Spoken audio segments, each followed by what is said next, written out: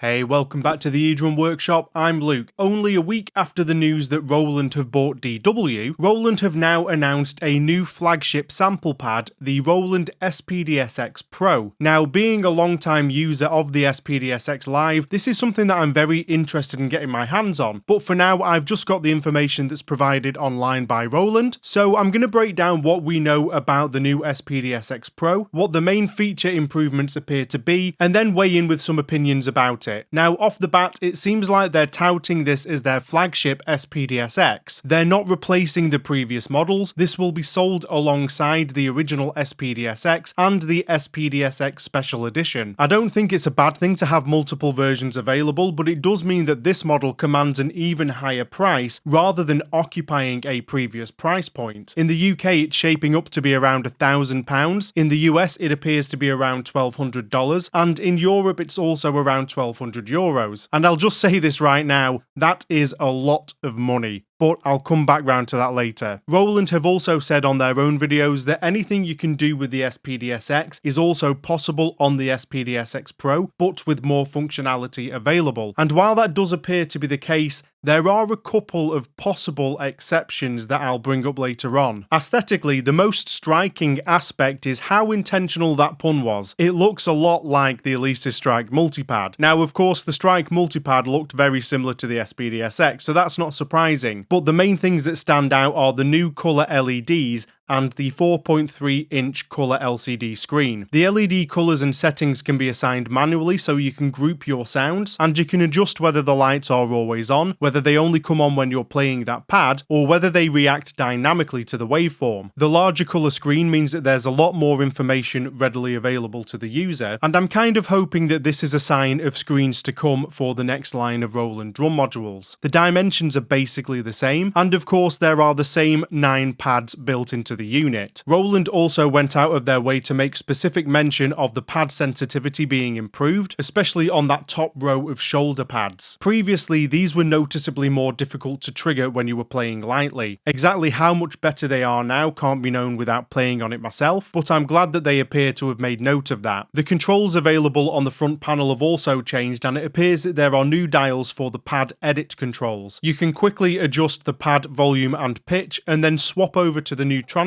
controls with a single button. The master effect now has a control knob with an on and off switch. Previously, there were 2 effect control knobs for the 4 accessible effects on the front, so this has changed a bit in utilization. The 4 quick effects buttons are no longer present on this version, so this is the first of my "is this exactly the same?" questions that I have, but I couldn't really say for sure how much effect this will have in practice without using it. On the back, there are now master left and right outputs plus 4 direct outputs, all of which are balanced and can be fully assigned per pad on every kit. This looks like a really big improvement for routing. You can also fully customize the routing of the headphones output, which is another pretty big flexibility improvement over the original. The SPD-SX Pro has 4 stereo trigger inputs, which is up from 2 on the SPD-SX, and these can be split into a total of 8 single zone triggers if necessary. The foot switch 1 and 2 input is also present, which means that you get 19 total assignable trigger surfaces when you include the 9 face pads. There is another input here as well, the hi-hat controller or expression pedal input. Now, there actually used to be an expression pedal input on the older SPD-S, and hi-hat controller support was also possible through the foot switch input. These functions were both removed from the SPD-SX, and now they're back on the Pro, so they're not really new features, and the hi-hat pedal support is part of the expression pedal input, so you can either use a hi-hat pedal or an expression pedal for effect, but not both. The hi-hat functionality is linked to the pad layer function, and I'll get into that a little bit more later on. The next thing that had me asking, is this the same, is the audio input. This was present on the original SPD-SX, but that model also supported a microphone level signal. It now appears to only be a line level input. Now, I don't really know how many people utilized the microphone input to record samples directly onto the SPD-SX. I know that I never personally used it, so this might not affect you in any way,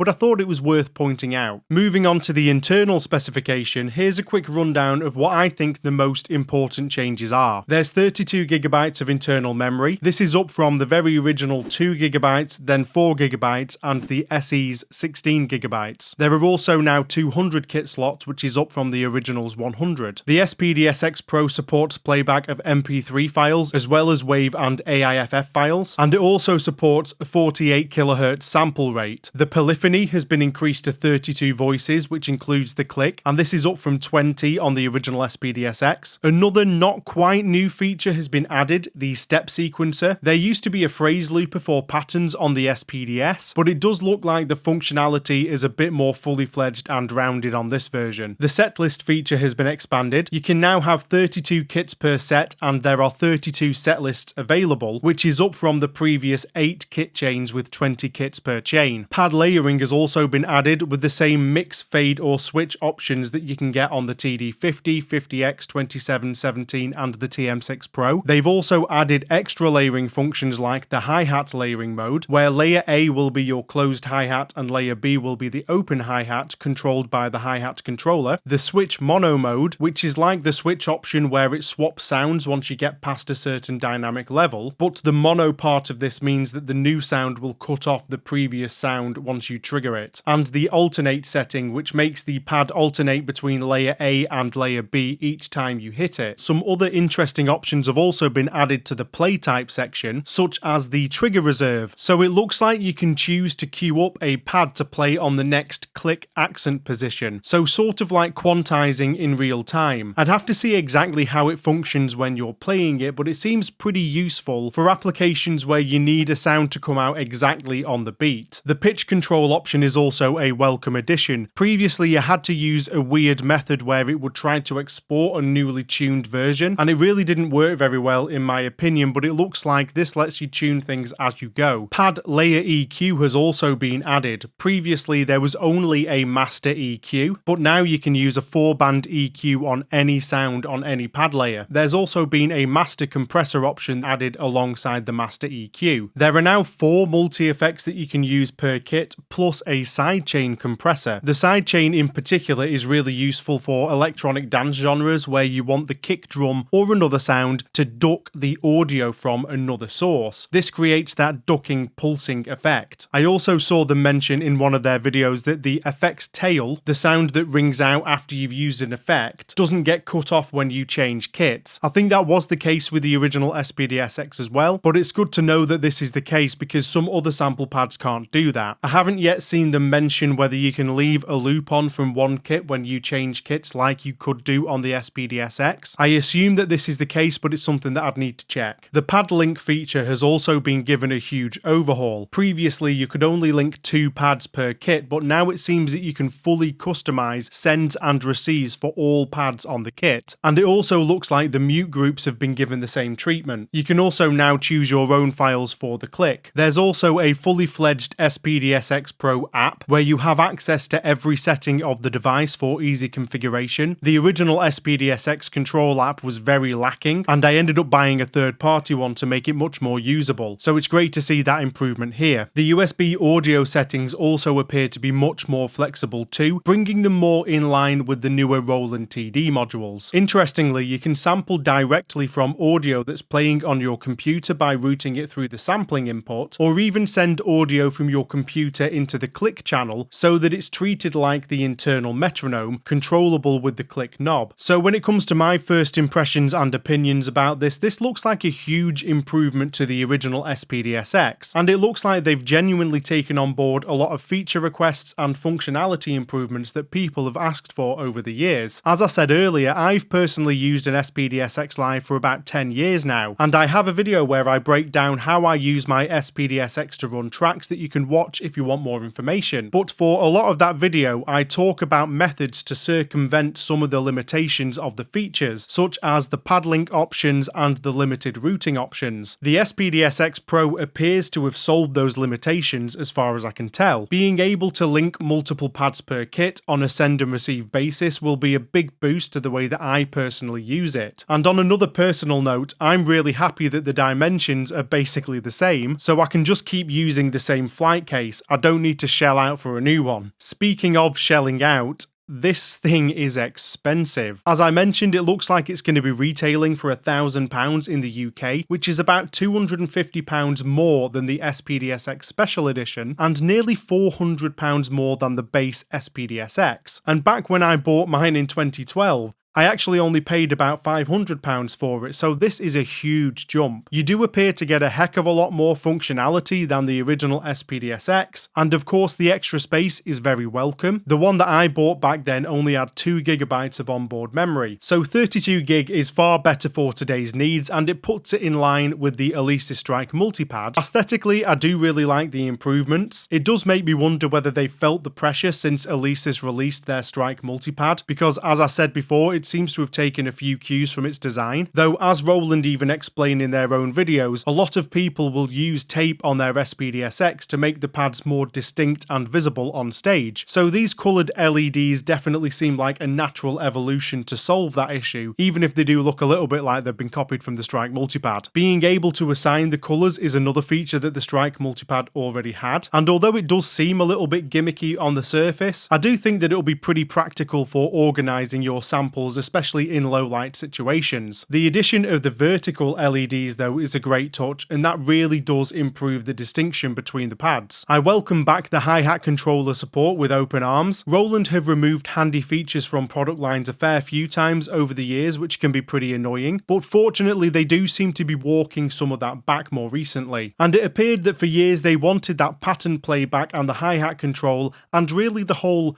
mini drum kit vibe to be unique to the SPD-30 Octopad for whatever reason. But now that these have been reinstated on the SPD-SX Pro, it will have a lot more use as a sort of fleshed out compact kit setup. I would have liked to have seen a little bit more flexibility for the hi-hat than just a single open-close layer function, but it will definitely be more useful than not having it at all. I'm also a big fan of them bringing over the full layering functions from the most recent drum modules and the TM6 Pro. The sub-wave options on the original SPD-SX felt basically pointless with the way that they were utilised. This method makes them much more flexible, useful and creative, which is always a plus. The transient controls are also another welcome addition. These can be really useful for sample shaping, mixing things up, and making single samples more versatile in multiple situations. Shaping your sounds within the SPD-SX Pro itself should be more versatile than ever, which cannot be a bad thing. So this is basically the SPD-SX that I've been waiting for ever since I ran into the limitations of the original model. Many of these functions are going to greatly improve its utility for me, so I imagine that I'll probably end up picking one up, although pretty begrudgingly considering the steep price tag. But as ever, what do you think about it? I want to hear your opinions down in the comments. Don't forget that if you want new kits or samples for your electronic drum kit or even sample pad, check out my store at thedrumworkshop.com, and above all, enjoy the rest of your day. I'll see you in the next video. Cheers!